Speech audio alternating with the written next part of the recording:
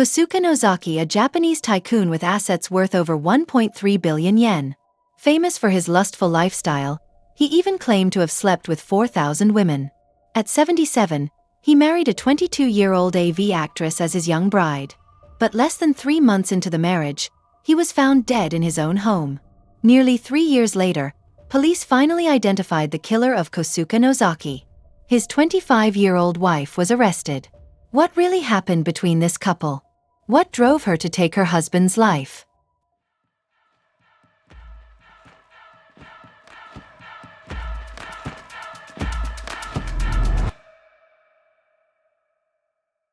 The whole story begins with Nozaki's upbringing and path to wealth.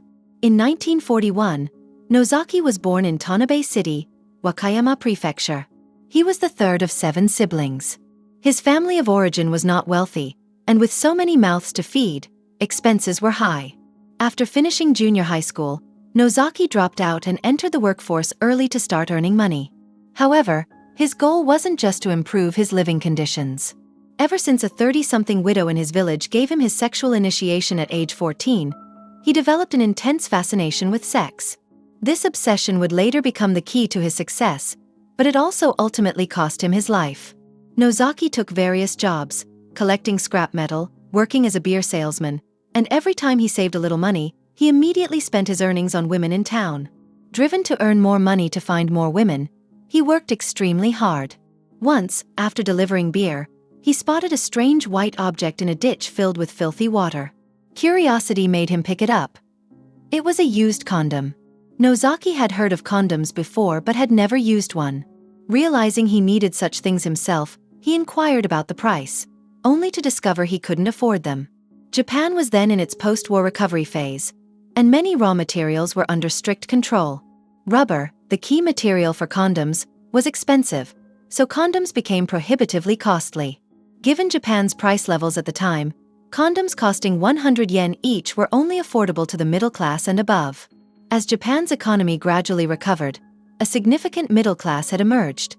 People who could afford condoms. Nozaki also noticed many young people needed contraception, but few were willing to swallow their pride and buy them openly from pharmacies.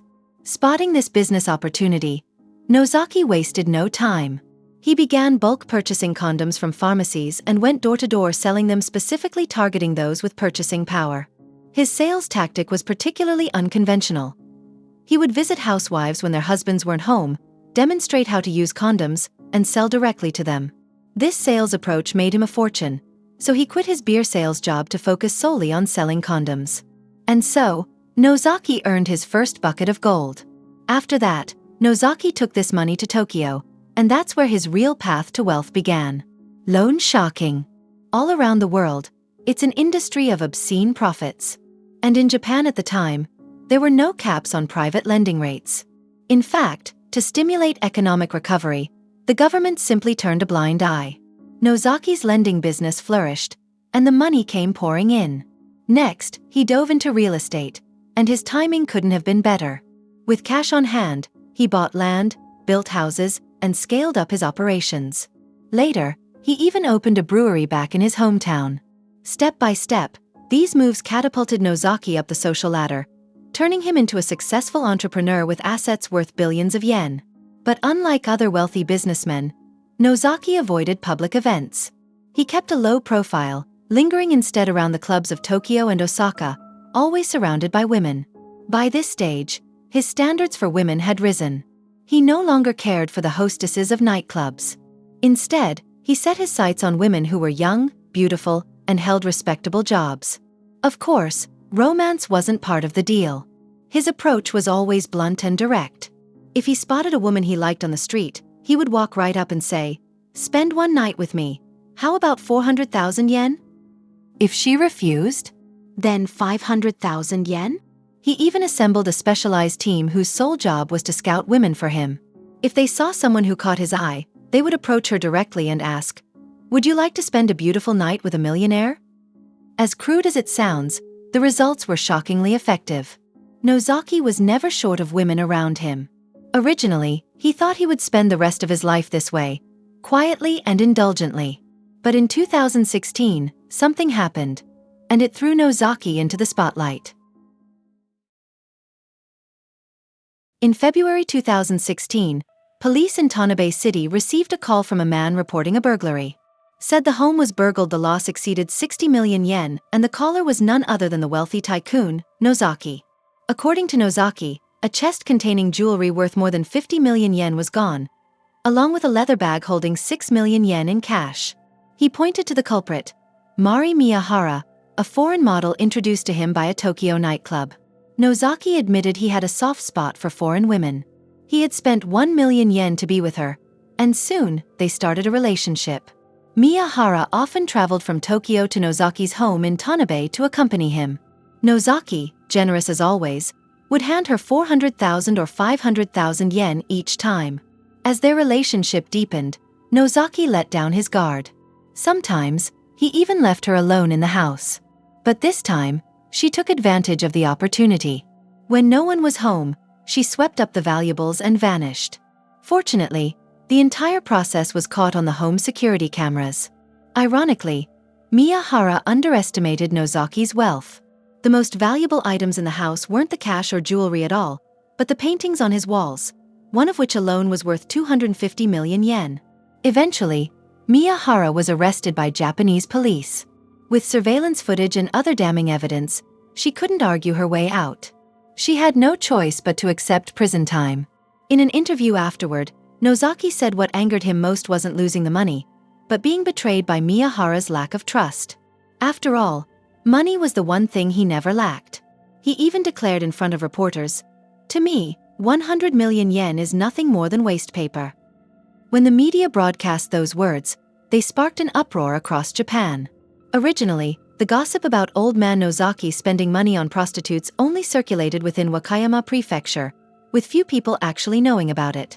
But after this media exposure, soon enough, everyone came to know about this ultra-wealthy man who treated money like dirt. As long as the woman was beautiful enough, he was willing to spend generously. After the media frenzy, Nozaki found he'd become something of a minor celebrity. Women actively seeking him out became plentiful. This unexpected windfall made him realize that occasionally flaunting his lifestyle wasn't such a bad thing. From then on, he abandoned his low-key approach and instead chose to actively publicize his lavish lifestyle. In December 2016, the 75-year-old Nozaki published an autobiography with a strikingly direct title. "The Reason I Became Rich Was to Sleep with Women." With such a provocative headline, it was bound to become a sensation. The book sold out immediately upon release. In his memoir, he likened himself to the legendary Spanish womanizer Don Juan, stating he had no interest in luxury cars or mansions. His sole motivation for making money was to date beautiful women. The book brimmed with vivid stories of his encounters with women. He believed everyone had their own dreams, and his was simply to date beautiful women. He saw no shame in this. Even more astonishingly, he claimed to have slept with 4,000 beauties by that point, spending a staggering 3 billion yen, approximate $27 million in the process. Such sensational gossip proved highly eye-catching, keeping Nozaki in the public spotlight for years. Just when his name had finally faded from public attention after over a year, in February 2018, the 77-year-old Nozaki suddenly announced his marriage to a 22-year-old young woman. The bombshell came shortly after. Not long after the wedding, the old man was found dead in his home. Now, what exactly happened during that time? This brings us to the story of how he met her. The 22-year-old Sudo Saki had delicate features, stood about 165 centimeters tall, and possessed a very voluptuous figure. Born in Hokkaido, her parents worked in the medical field, and she had a 25-year-old sister and a 20-year-old brother. After high school, she attended a beauty vocational school. With her long, straight black hair, she looked like a good girl, but in reality, she enjoyed drinking and privately frequented host clubs. Sudo had always craved a lavish high-end lifestyle, and finding a sugar daddy was a quick path to money. So in 2016, she registered her profile at a club catering to high-income individuals. This type of club specializes in connecting beautiful women with wealthy clients. Someone like Nozaki, a notorious old playboy, naturally made the club's list of potential clients. Thus, in 2017, the club's agent proactively sent Nozaki around 4 letters. Later, Nozaki himself called the agent to thank him, and the connection was established. On November 30, 2017, The agent and Nozaki dined at a Japanese restaurant. Nozaki laid out 3 strict requirements. She must be beautiful, over 170 centimeters tall, and between 20 and 25 years old. After hearing the request, the agent searched tirelessly for suitable candidates, but none fit perfectly. Finally, one day, when he showed Nozaki a girl's photo, Nozaki was instantly captivated. This girl was Sudo, the woman who would soon end Nozaki's life. Truthfully, Sudo disliked older men, but that dislike meant nothing because she loved money and fame even more. To earn cash, she had even appeared in adult videos as an amateur. After the scandal broke, her past videos were dug up by netizens and topped the bestseller list in the amateur AV category. Of course, at the time she was introduced to Nozaki, her identity was certainly not presented as an adult film actress, but as a model. Nozaki was utterly smitten with this beauty 55 years his junior. Within months of meeting her, he pushed for a whirlwind marriage. They agreed on terms. After marriage, Sudo would receive 1 million yen per month in pocket money. Once married, it felt like Sudo had completed a mission. She openly despised Nozaki after the wedding. After all, he was 77 years old at the time, had previously suffered a stroke, and could barely walk, let alone perform in bed. So Sudo constantly used work as an excuse, frequently traveling on business, and living long-term in Tokyo, utterly unwilling to reside with Nozaki. Even so, Nozaki never considered divorce, though he often complained they spent too little time together and didn't act like a married couple. Then came explosive news that nearly killed the old man. Someone secretly informed him, "Your Sudo isn't a model at all. She's a professional actress who specializes in adult films. She's had cosmetic surgery on her face. She's a cosmetically enhanced beauty." When Nozaki learned the truth, he flew into a rage. Money meant nothing to him, but his pride was non-negotiable. A surgically altered adult film star posing as an innocent girl to deceive him? Furious, Nozaki resolutely decided to divorce her. But before the divorce could be finalized, tragedy struck. On the night of May 24, 2018, around 10 p.m., police in Tanabe City received a report of a death. The callers were none other than Nozaki's wife, Sudo, and the family's housekeeper, Junta Takeda. When officers arrived, they found Nozaki half-naked from the waist down, seated on a sofa on the second floor, already lifeless, his body stiff with rigor mortis. At first glance, police assumed that 77-year-old Nozaki had died of a sudden heart attack, a natural death at his age. But the coroner's report completely overturned that assumption. Toxicology tests revealed 0.5 to 1 gram of methamphetamine inside Nozaki's stomach. Such a high dose would be fatal even for a healthy young adult, let alone a 77-year-old man. The official conclusion: Nozaki's cause of death was methamphetamine poisoning, with the estimated time of death around 9 p.m. that night. What made the case stranger was that no injection marks were found on his body. This meant the stimulant had been taken orally. But was the drug something Nozaki had willingly ingested, perhaps to enhance his pleasures? Or was it deliberately slipped to him by someone else? That question would determine whether his death was an accident or a murder. From a logical standpoint, murder seemed far more likely. With billions of yen in assets, Nozaki had no shortage of people who might covet his fortune. Naturally, police investigated with this in mind. There was more. In his own published writings, Nozaki had stated that he cared deeply about his health and intended to live to 120 years old. He insisted he never used sexual enhancement drugs. His daily routine supported this. He drank just 1 can of beer a day, followed it with walks and exercise, and at home, investigators found at least 2,000 empty beer cans. He remained diligent with work too. Even at 77, he rose early each morning to listen to global financial news before heading to the office. Friends confirmed that, after suffering 2 strokes, Nozaki became especially strict with his diet and health. They were adamant. He would never have taken meth on his own. So the police began investigating along the lines of poisoning. They discovered that 18 days before Nozaki's death, one of his beloved dogs had died suddenly under mysterious circumstances. What made this particularly intriguing was that Nozaki adored this dog deeply. He had even said that one day he would leave the dog a large inheritance. Could it be that someone didn't want the dog to inherit his fortune and decided to kill it first? The police exhumed the dog's remains for testing, but found nothing unusual. Surveillance footage from Nozaki's home revealed something else. On the day of his death, no strangers had entered the house. The only people present were Sudo and the housekeeper, Junta Takeda. Naturally, both became suspects in the case. She told investigators that she lived in Tokyo and commuted between Tokyo and Tanabe every day. Nozaki covered all of her travel expenses. He trusted her deeply. On the afternoon of May 24th, she prepared dinner as usual. Around 4 p.m., she went out shopping, a routine that also gave Nozaki and Sudo some private time together. When she returned home around 7:30 p.m., Sudo was still in the living room watching TV, while Nozaki had already gone upstairs to rest. At about 9 p.m., Sudo went upstairs. Not long after, Takeda heard her scream. When she rushed up, she found Nozaki sitting lifeless on the sofa, naked from the waist down, already without breath. The two women immediately called the police. Takeda also added that she had known Nozaki for over 30 years.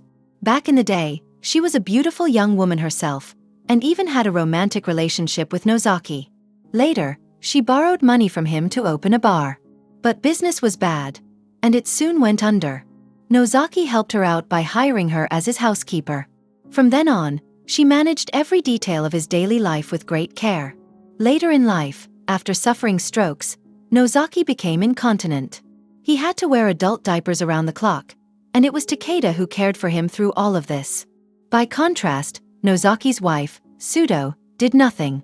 Even after they were married, they rarely lived together. But for reasons unknown, just shortly before Nozaki's death, Sudo suddenly moved into his home. Takeda further explained, "If I had wanted to take advantage of Nozaki's fortune, I had plenty of chances during the past 30 years. There was no need to wait until now. And besides, I wouldn't have needed to do anything. Nozaki had already said he planned to leave me an inheritance. He was 77 years old. He likely didn't have much time left anyway." From a logical standpoint, Takeda's words seemed reasonable. Police searched her home as well, but found no trace of methamphetamine. On the other hand, Sudo showed no hesitation in expressing her disdain for Nozaki during questioning. Her answers to police were curt and impatient. She said she had no motive to commit the crime. After all, she already received 1 million yen each month in pocket money, which was more than enough for her. And besides, Nozaki was 77. Though she disliked him, all she needed to do was wait a few more years. Eventually, he would die of old age, and as his legal wife, she would naturally inherit a massive fortune. There was no need to risk committing murder. That reasoning also made sense. Police searched Sudo's residence in Tokyo, but found nothing suspicious there either. In the end, because they couldn't rule out the possibility of suicide, both women were released. But the investigation didn't stop there. As police dug deeper, they uncovered troubling details about Sudo.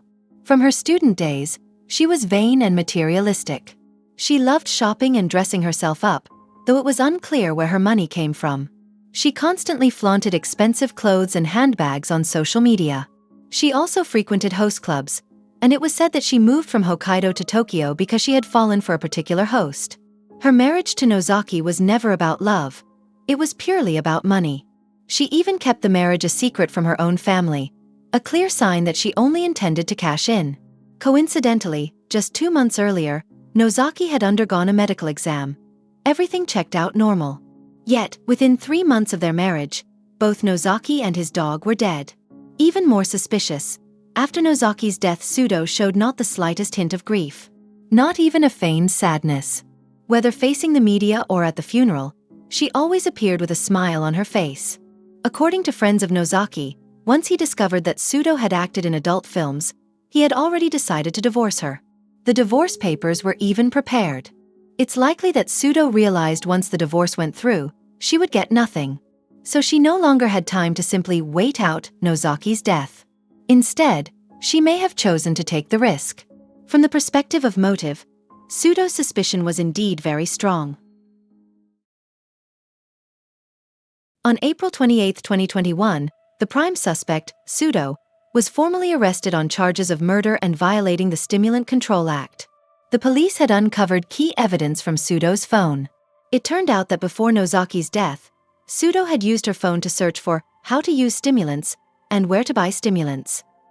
She even made contact with a stimulant dealer, and the two secretly met in Tanabe City. Police had reason to believe Sudo successfully purchased methamphetamine, and then, in order to seize Nozaki's massive fortune, silenced him once and for all. At the same time, employees of Nozaki's company also provided information to investigators. They reported that Sudo was suspected of a major financial fraud. On July 30, 2018, just 2 months after Nozaki's death, Sudo held an emergency shareholders meeting and appointed herself as a director of Nozaki's company. In reality, this move violated company bylaws and should have been invalid.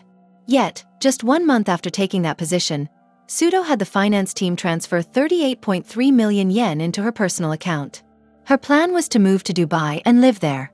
Fortunately, due to the pandemic, she was unable to leave Japan in time. Still, how exactly Sudo managed to get Nozaki to ingest the stimulant remains unknown. We can only wait for the police to release further findings. Although Nozaki had been married 3 times, he had no children, and his parents had long since passed away. This made his inheritance relatively straightforward, to be divided between siblings and spouse. Under Japanese law, if there is no will, and no children or parents, the surviving spouse is entitled to 3/4 of the estate, while the siblings share the remaining 1/4.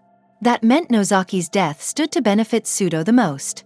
Over the inheritance, a battle quickly erupted between Nozaki's siblings and Sudo. If Sudo were convicted, she would lose her right to inherit, and the siblings would stand to gain more. But then came an unexpected twist. Nozaki's company assistant produced a letter, a handwritten will from Nozaki himself. In the will, Nozaki stated that he wished to donate all of his personal assets to Tanabe City, to be used for the development of his hometown. The city expressed willingness to accept the donation. Forensic analysis confirmed that the handwriting was indeed Nozaki's.